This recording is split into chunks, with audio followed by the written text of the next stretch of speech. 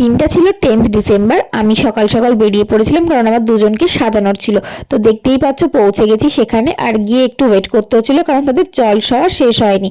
আর তারপর full ready করছিলাম। আমি জানি না কতটা ভালো বা মন্দ সাজাই, কিন্তু চেষ্টা করি সবসময় ভালো করার। তোমরা কমেন্টে জানাতে ভুলো না আমি কেমন সাজিয়েছিলাম। আর এই যে দেখতে দেখতে প্রথমজন বসে গেছে, তার মধ্যে একটা পুচকিও সেজে নিয়েছে।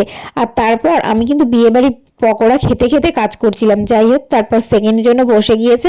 আর পেট পুজো করতে করতে দুজনকে সাজিয়েও ফেলেছি।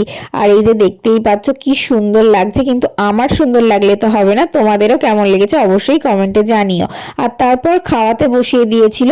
আর সেখানে কিন্তু পাশেই হচ্ছিল বিয়ে। আর আমি কিন্তু নানপুরি চানা মশলা থেকে স্টার্ট করে মাটন ভাত সবটুকু খেয়ে হাতে করে দই আর কোল্ড ড্রিঙ্কসটা নিয়ে বাড়ি চলে এসেছিলাম। তখন বাজে 11টা। এইভাবেই দিনটা আমি শেষ করেছিলাম। তো তোমাদের ভালো লাগলে লাইক শেয়ার এন্ড সাবস্ক্রাইব করতে ভুলো না। টাটা।